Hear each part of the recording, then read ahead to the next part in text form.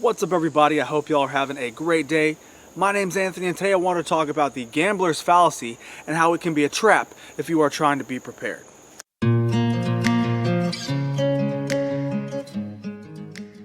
First things first, we actually have to establish what the Gambler's Fallacy is, kind of a baseline so we're all on the same page for the rest of the video. Alright, so the Gambler's Fallacy in a nutshell is basically where you believe past events or certain things that have happened recently have any bearing on statistically independent events. Alright, now the best way to translate that so everybody can understand is I want to bring in a scenario, an example. Basically, we're going to do the easiest one possible, and that is flipping a coin, okay? Whenever you flip a coin, you have a literal 50-50 chance of getting head or tails. We'll say a quarter, okay? So we're going to flip this quarter, and over a long enough time span, you're probably going to get a really close average between 50-50. Well, during those flips, say 100 flips, you're probably going to get a good streak of 5, 6, 7, 8, 9 times where it lands in a row on, say, heads or tails. Now, when this happens, human nature, our human behavior, is going to basically want to make us think that throughout the laws of probability, because we've seen the last couple flips, the next one obviously has to be something opposite. So basically, what we're saying when we say the Gambler's Fallacy is where you think that past events has any bearing on what we're actually doing now, on something that has nothing to do with anything but probability. So whenever we're flipping a coin, regardless of what happens the last 50 flips, it's still going to either be heads or tails on the same probability. So if it just hit tails 10 times, that doesn't mean that, heads is due. And that's what the Gambler's Fallacy is. It's where, in our psyche, we sit there and think, well, this has happened so many times, it just has to happen the other way because of the universe. A long time ago, the Gambler's Fallacy used to be referred to as the Monte Carlo Fallacy because of events that occurred during the Monte Carlo casino. They were able to watch people actually sitting there betting on the roulette wheel. For those of you who don't know what roulette is, it's basically where you spin the wheel, put the ball, and it's going to go red or black or double zero. Anyway, this wheel is like 1918 or maybe in 20s. Doesn't really matter. But this wheel happened to hit black 9 times in a row. Okay. Now obviously we have an about 50-50 chance of this happening because you have almost equal numbers of black and red, but you have, at this time, there's only 1 0, so it's almost a 50-50 chance. Anyway, people are seeing this thing hitting black 9 times in a row, so they all started betting on red because it's due. Is it really due? No, because you actually have the same statistical probability every single time you spin that wheel. But they were thinking something to do with the universe, that, hey, the universe must align, it must correct itself, so it's going to hit red eventually. Well, what ended up happening was it went black 27 times, which is like a statistical almost anomaly because it's like millions of chances that it's never going to do that 27 times in a row. But it did.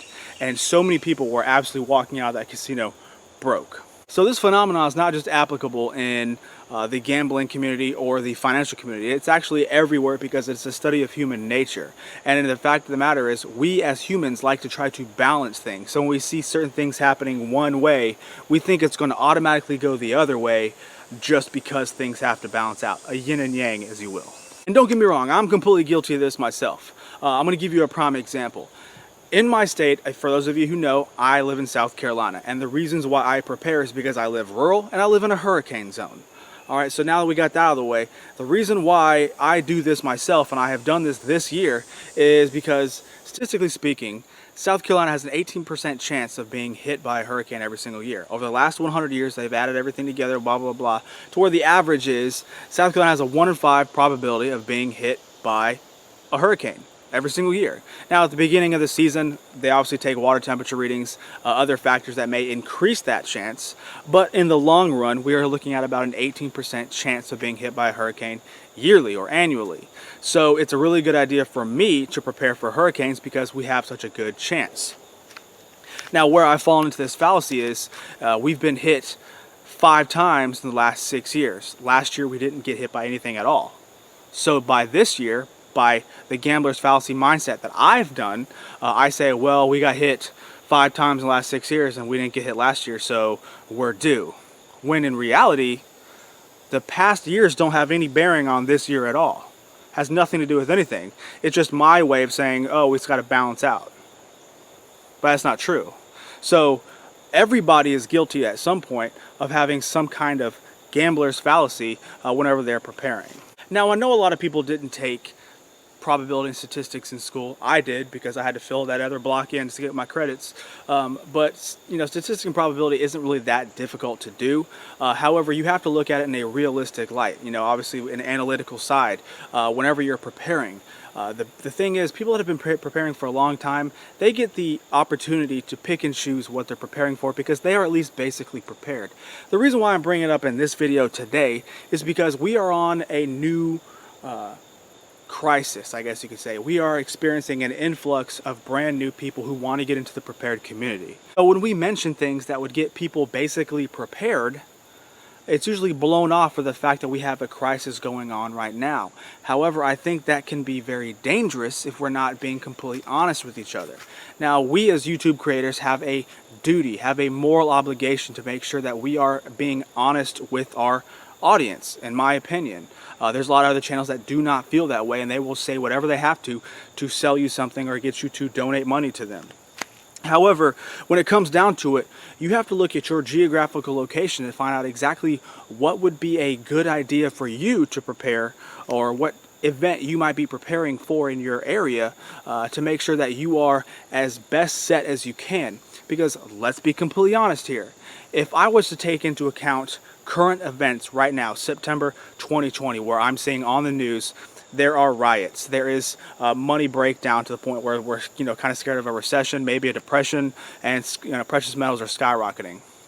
Well, if I'm watching nothing but the news or certain channels, I'm going to go out there and spend all of my money on guns and silver. Where that's going to hurt me is the fact that I'm still in a hurricane zone. So if a hurricane comes this year, which September, October, November are traditionally higher parts of the hurricane season, if a hurricane comes and hits my state, guess how much those multiple guns, all that ammunition, and silver are really going to matter if I'm without power for a week? Am I saying that having a gun, some silver, and a whole bunch of ammo is a bad thing? Absolutely not. Quite the opposite. However, what I am saying is, we as experienced people in the community need to be encouraging people that are just now getting into the community to be properly prioritized and actually making sure that they're being prepared for basic stuff first before jumping into these hardcore one-off low probability scenarios. Now, if there's one thing I can get through with this video that hopefully my audience can take away from watching this, is to hopefully understand and acknowledge exactly what the gambler's fallacy is, and to at least pay attention to things. So much so where you're actually weighing the positives and negatives of what you're actually talking about. Because there are people who try to get others into the community by saying these one-off, very low probability scenarios. Those are the ones that require usually specialized startups. So when someone mentions something like an EMP or nuclear war, yada yada yada, those are very low probability statistics, and they require very specialized equipment like Faraday cages, Geiger counters, those kind of things.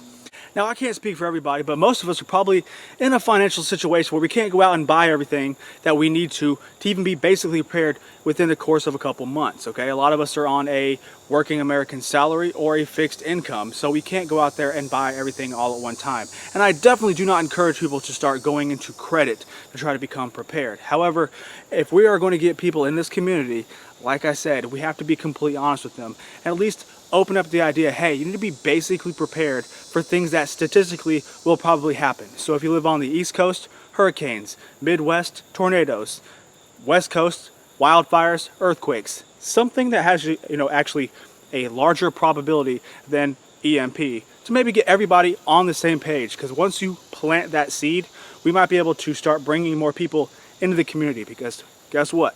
The more people we have in this community, the better off we will be, because we're not going to have to deal with people running to the grocery store, buying everything out during a moment of crisis. We're not going to have to worry about people coming banging on your door to steal all your stuff, and everybody can kind of get along through smaller scenarios like the one we just went through, and we can get around without having to worry about so much animosity and fighting between each other. So hopefully you take something good away from this video. If you do, please do me a humongous favor and give me a thumbs up. Subscribe to my channel if you haven't, and I'll catch you on the next one, okay? Bye.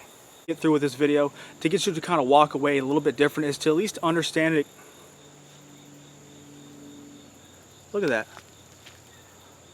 Can you believe that?